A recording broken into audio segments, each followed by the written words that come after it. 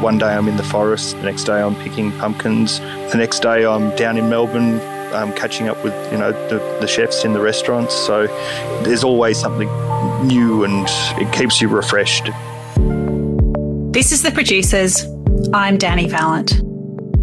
Mark Foletta grew up on a farm near Benalla, a couple of hours from Melbourne, and ended up buying the farm next door to his parents.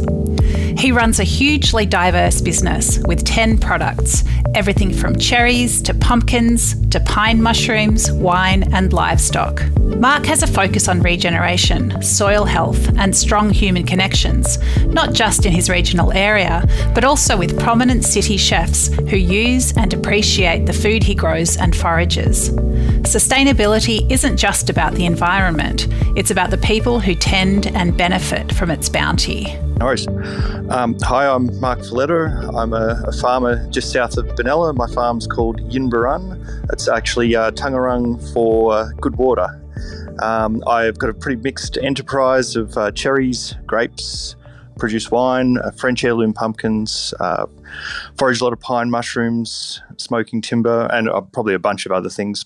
Grew up on the farm, and I suppose I spent up until about year 9 living on the farm before I moved to Melbourne. And yeah, it was great. It's the family farm's 1,200 acres, and used to roam around there and explore and ride through the vineyard, up into the mountain paddock, through the bush block. So yeah, growing up on the farm was fantastic to have so much space. And then it was a really, really interesting mix to move down to the city for 6 years and get kind of both sides of the environments, different environments. Mark was only 25 when circumstance led him to buy a farm. He jumped in the deep end and had to start paddling hard straight away. So it was definitely a journey. I ended up working over in California for the largest winery in the world as a grape taster. And when my visa expired, I ended up teaching skiing up in Canada, and I thought, this is great. I was travelling all around the world, and I came back to Australia, and Dad was always going, I need a hand on the farm. And also an opportunity with a cherry orchard came up next door to manage it. And so I started doing that. And sadly, the couple that were there became ill, and the property actually came on the market. Well, it didn't hit the market. I went, I'd be interested. I was 25 at the time, so what I thought would happen in my mid-30s, or kind of where I am now, got fast-forwarded, about 13 years, and I found myself buying a farm at 25, and was in a lot of debt, and really had to diversify my operation and really make things work. I tell you what, at first it was a big shock to the system after travelling around the world and having a lot of freedom to be stuck in a town where I think I went out to the pub in Benalla once and went, oh no, what am I doing? It was really hard to find like-minded people, but I persisted with it, and I opened my house up to a few people to rent, just to help with the repayments. And luckily enough, the first guy to walk through the door has become one of my best mates, and we even started a music festival together, and that's brought an amazing community of people out of the woodwork, and even encouraged people to move to the area, which is fantastic. So shout out to Bo. Thanks for all your support over the years. Being a sustainable farmer can mean many different things. For Mark, it goes beyond the physical environment and expands into feeling good, settled and enriched in life. As far as sustainability and focusing in farming, I think it goes beyond the farm, and it involves the community as well. So I think building a community, building a place that people kind of want to be at has been a really, I suppose, at the forefront of a lot of what I've done as well. So that's for a long time, I saw people in Benalla they'd leave for Benalla, leave to Melbourne, leave overseas, and that was the way it was, especially when I first moved back to the farm. And I think that is changing. There is, or maybe I'm just getting older. There is a lot more people moving back, and more interested in the country lifestyle. When I first took over the farm, I went, look, I need to diversify into a bit more income. So I approached the family and leased the vineyard, and my father was pretty happy to release that to me, given grapes were at an all-time low. And anyway, with that, I did all the work, got everything prepared, was pretty excited for my first crop, and the largest frost in the history of the vineyard came through and knocked everything out, including the cherries and all the grapes. So I kind of went, I really kind of need some cash flow, and I need to diversify and kind of future-proof myself from this. So I started growing a few various things and trying a few things out. One of the things that I did really discover was I used to pick pine mushrooms, and I thought, oh well, maybe there's a market for that, and that started off slow, but then opened up a whole lot of doors for supplying restaurants, and it's really shaped my business to come. So. Generational farming often brings tensions between existing mindsets and new ideas. Mark explains how he brought his farmer father on the journey towards soil vitality, plant vigour and stock health without synthetic inputs. One of the things we've really focused on the farm, and I've been lucky enough when I did move back to the farm, which was next door to the farm I bought was next door to the family farm. My father said, "Look, I'd like you to start making some more decisions here." And one of the first ones I said, we need to move away from synthetic inputs and have a organic nutrition mindset. And so for the last 10 years, we've done the whole farm, and so I basically used my horticultural background to grow pasture in a sense, but applied it to the orchard, the vineyard, and as well as the pasture and for the sheep and the cattle. And in the 10 years, we've been able to increase our soil carbon by almost 60%, and we've doubled the CEC, or the cation exchange capacity. So basically what that means is you basically doubled the fuel tank of the nutrient that the soil can hold.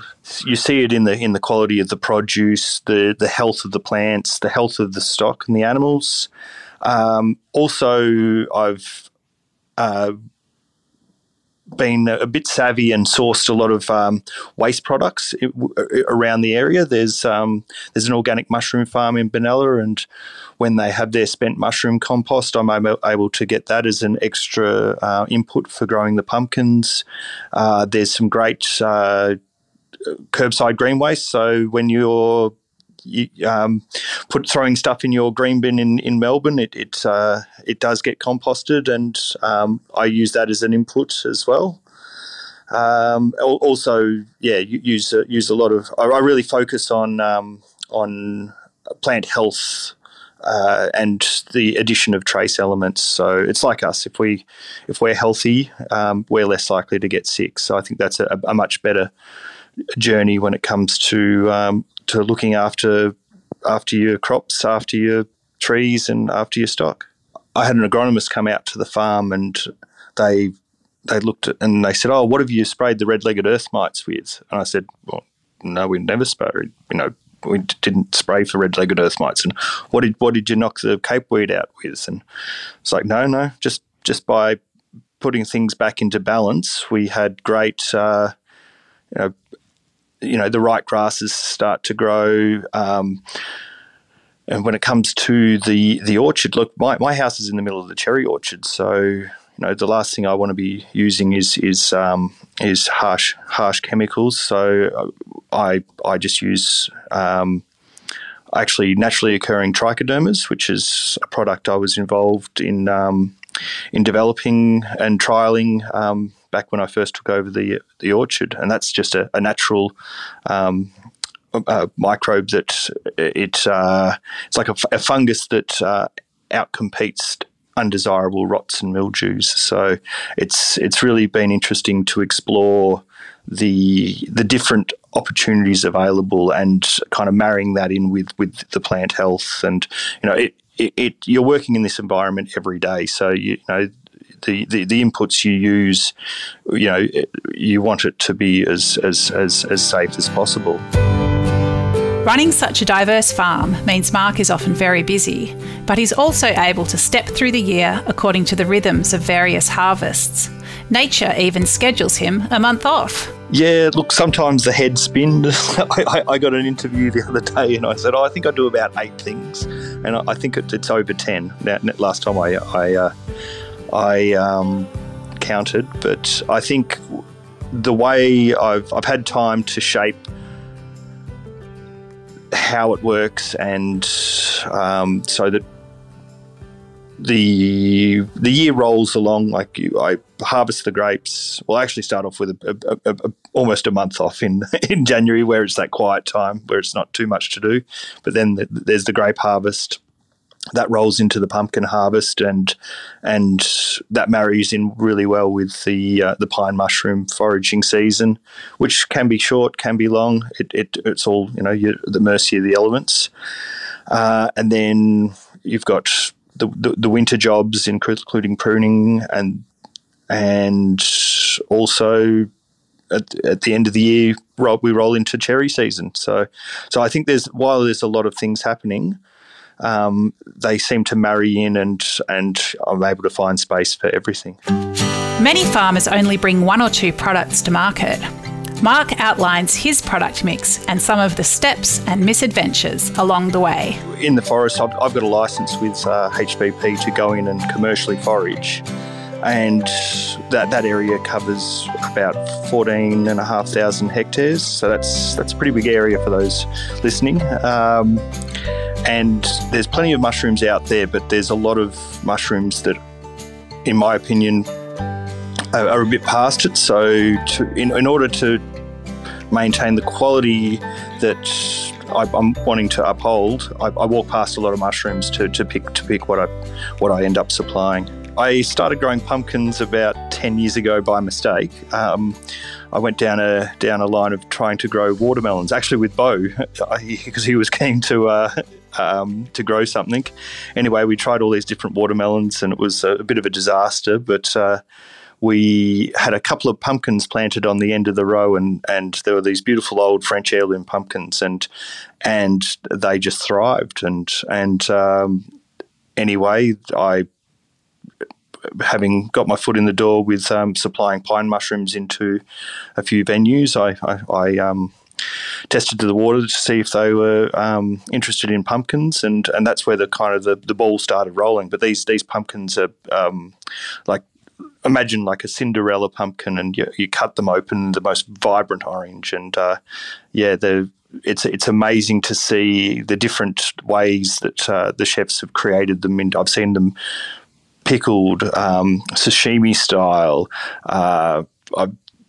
made into sauces, put on scallops, slow roasted and had with barramundi, and they're like, I couldn't. There was, I think Steve, when he was at Estelle, had a famous dish called Benalla pumpkin guts, and where it used the whole pumpkin, including all the middle, and it it looked like a gutted pumpkin, but it was absolutely lovely. Some of the pumpkins almost have orbiting moons. They're that big. I picked one that was over 40 kilos this year, but sadly it had a split. But there's a lovely big 32 kilo one on display in the front section of Omnia. So Yeah, I definitely get a workout when it comes to harvest time in the pumpkin patch. The interesting thing about this particular variety, I'm very gentle when I harvest them. I've got a Persian rug that goes on the back of the ute, just so I don't put any dints or anything. Then I sun them off to harden the skins, and I've managed to age them for up to 15 months, and they're kind of like a wine. As they age, they get a more aromatic. The flavour becomes more intense, and but yeah, as long as you keep an eye on them, and keep them with plenty of airflow, they will keep. Having a direct connection with chefs and restaurants is a huge part of Mark Foletta's daily joy and weekly rhythm. He explains how he first connected with Melbourne's top restaurants. I used to be a ski instructor up at Mount Buller. I still sneak up there occasionally and commentate ski races, but I was there with one of my mates who was studying medicine, and he was there drinking a Bundy and Cola can, and I went, "Oh, what are you doing?" I said, I poured him a glass of wine, and he said, "Oh, I've never had wine before," and anyway, he took one sip and poured it out. 3 months later, he dropped out of med, and anyway, he ended up being one of the top standing somms at Vue de Mon, and he's gone on to be one of the big wine personalities in Melbourne. So yeah, that's Matt Lamb for those of you who might know him. Anyway, through that, he actually introduced me to Steve Nahn. He was head chef at Vue de Mon about 12 years ago, and that's started a fantastic relationship. And I've worked with him through his time at Scott Pickett, and now he's running the show with the LK Group, and do a heap of business with Omnia and Eugen, and it's been such a fantastic experience working closely with the chefs and seeing these venues being built and being involved with the development of new and exciting products. I'm going back to talking about getting the cherries wiped out. Between Steve and I, we started looking at different fruit woods for smoking and cooking, and now the supply of cherry wood and chestnut wood has become a big part of my business. And look, I'm down in Melbourne delivering once a week usually, and it's just so amazing to see the produce that you put all your work into, and you're really proud of, to see the chefs receive it and they're excited about it, and to see what it turns into on the plate, and it's one of my favourite things is to when I'm down in Melbourne is to kind of explore all the different restaurants that I do supply, and take the time to see what the produce turns into. It's crucial that young farmers work the land, but it can be hard for them to get traction for new ideas, not to mention land to implement them on. Mark shares his experience working alongside his father. It has been a journey. I suppose that my father is a very successful farmer, and I wanted to forge my own path, and I wasn't always supported in that. And I think now that they have a greater understanding of the diversity that I've taken and the relationships that I've built down in Melbourne, they've realised that, hey, this has added a whole new dimension to the business. And but yeah, there was a bit of scepticism at first, but yeah, I think it's only taken me 10 years, but I think I've got them over the line. I was so lucky to have a father that's, well, I've still got him, but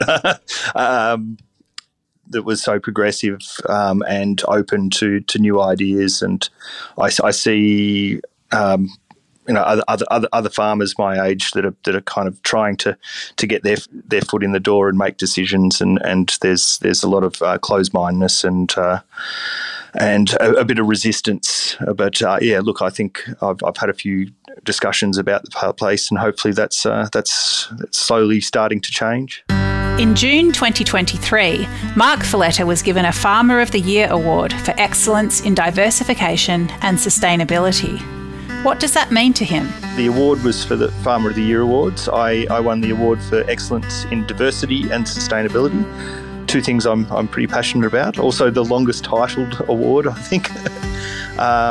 Yeah, there was 10 different winners throughout the country of various excellence or Farmer of the Year, Young Farmer of the Year.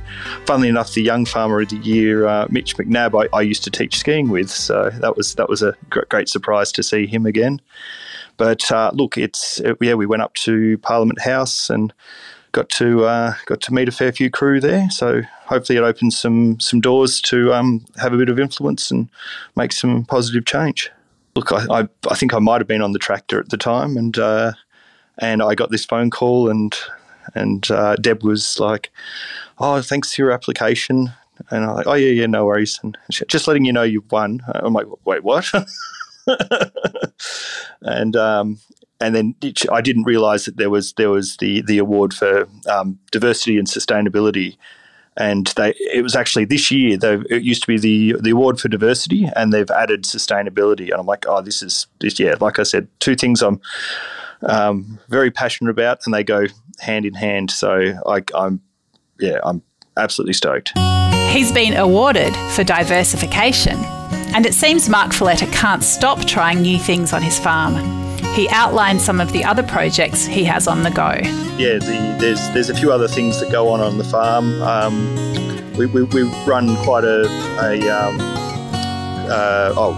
closed herd, 150 Angus cattle, about 1,000 merino sheep, and a new venture that we're involved in at the moment, which is really exciting and kind of goes back into the utilising waste products, is a journey I've gone with a company called Gretel's. I'm a grower of an alpine gum, and it's we're growing this gum for the extraction of Pinus imbrum, and it's looking to have really good benefits in medical application and treatment of Alzheimer's, but also through this company, we're doing some fight food waste. So I'm taking grape mark, and we're extracting resveratrol and out of it, and also looking at it as an application to put it into cattle feed and fish feed, and incorporating the compounds that are in the gum trees. I almost said grapevines. To remove the use of antibiotics. So that's a pretty exciting space to be in. With so many products on his slate, there's a huge range of tasks that Mark can turn his hand to. What does he love about what he does? Look, I'd have to say the diversity, and I wake up, every day is different. I get my quiet time on the farm. One day I'm in the forest, the next day I'm picking pumpkins, the next day I'm down in Melbourne, catching up with the chefs in the restaurants. So there's always something new, and it keeps you refreshed, and you're not just doing the same thing every day. I think also I really enjoy seeing people enjoy the produce that I produce. I'm really passionate about this space and people having a greater understanding of what goes on the farm, and let's do more of this. To be awarded Farmer of the Year for his excellence in diversification and sustainability isn't just a pat on the back for Mark Foletta. It truly speaks to his passions and projects on his farm. Whether it's delivering a 40-kilo pumpkin into a top restaurant in Melbourne, watching a farmer's market customer in rapture as they bite into one of his cherries, or stepping quietly through a pine forest to choose the perfect mushroom, his work is rich in satisfaction, interest, and meaning.